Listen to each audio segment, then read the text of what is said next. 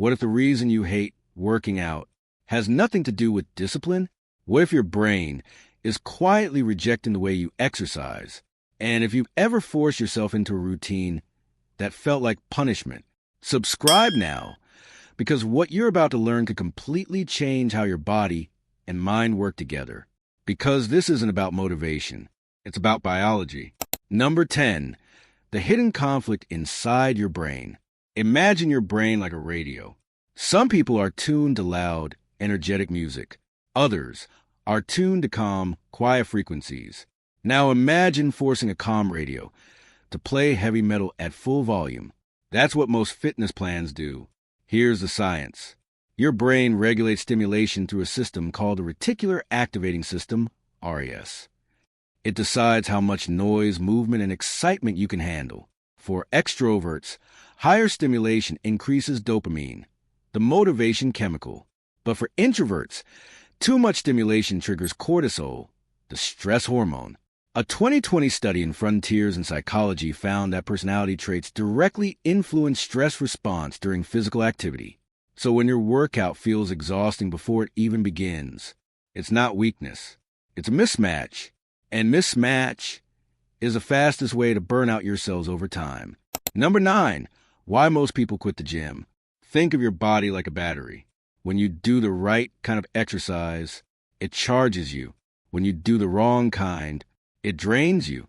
Around 80% of gym memberships go unused, not because people don't care, but because their nervous system rejects the environment. Loud music, crowded spaces, unpredictable movements. For some brains, that's not motivation, it's overload. This overload increases sympathetic nervous system activity, your fight or flight mode. And when that stays active too long, it accelerates cellular aging through processes like oxidative stress. So every time you force yourself into the wrong environment, you're not building consistency, you're building resistance. Number 8, the introvert's biological blueprint. Picture a deep, quiet lake. Still, focused, controlled. That's how an introverted nervous system performs best. Introverts have higher baseline cortical arousal, meaning their brains are already more active internally. So when you add high-intensity group chaos, their system overloads. Instead of releasing endorphins, the body releases cortisol. A study from Journal Sports Sciences, 2021, showed that individuals with higher sensitivity traits experience increased stress markers during high-stimulus workouts. But here's the shift. When introverts perform controlled, low-noise activities, like weight training or zone 2 cardio, they enter something powerful, flow state. This state increases brain-derived neurotrophic factor, BDNF, a protein that literally helps grow new brain cells. So the same person who hates group workouts can become addicted to training when the environment matches their brain. Number 7, the extrovert's performance advantage. Now imagine a crowded stadium, music blasting, people cheering, energy everywhere. For an extrovert, this isn't chaos, it's fuel. Extroverts have lower baseline arousal levels. They need external stimulation to activate dopamine. That's why group classes, competitions, and high-energy workouts feel exciting instead of draining. A 2019 study in personality and individual differences found that extroverts show higher adherence to group-based fitness programs. Why? Because social interaction activates reward circuits in the brain. This releases dopamine and reinforces the habit loop. So, while an introvert might feel overwhelmed, an extrovert feels alive. Same workout, completely different biology. Number 6, the dopamine loop that controls your consistency. Think of dopamine like your brain's repeat button. If something feels rewarding, your brain wants to do it again. But here's the problem. If your workout doesn't match your personality, you don't get that dopamine reward, which means no motivation, no habit, no consistency. Research from Nature Neuroscience, 2022, shows that dopamine release is heavily influenced by emotional context, not just physical activity. So it's not enough to exercise.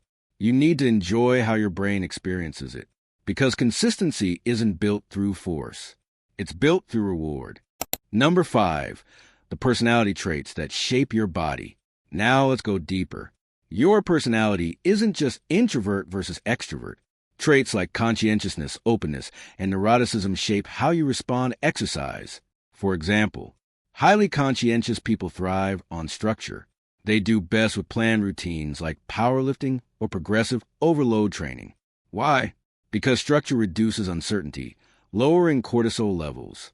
On the cellular level, this stabilizes mitochondrial function, the energy factories of your cells. Now compare that to someone high in openness. They crave variety. Doing the same workout repeatedly actually reduces their dopamine response.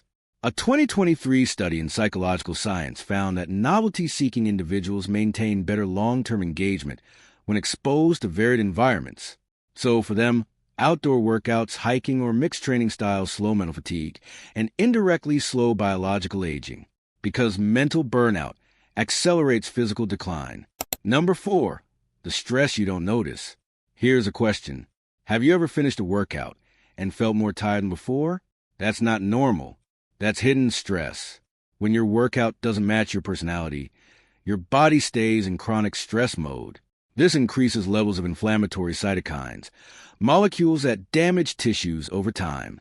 Chronic inflammation is linked to faster aging, skin deterioration, and even brain shrinkage. So the wrong workout doesn't just waste time. It quietly ages you. But the right one, it does the opposite. Number 3, the flow state that slows aging. Think of flow state like a time freeze for your brain. When you're in flow, you lose track of time. You feel focused. Everything feels effortless. This state reduces activity in the default mode network, DMN, the part of your brain responsible for overthinking. At the same time, it increases dopamine, serotonin, and endorphins. Studies from Harvard Medical School show that flow states reduce stress hormones and improve long-term brain health. And here's the key. Flow only happens when challenge matches personality. Not too chaotic, not too boring. Just right. That's where real transformation begins. Number 2, the new science of personalized fitness. Now, something even more interesting. In 2026, wearable technology is starting to track something called heart rate variability, HRV.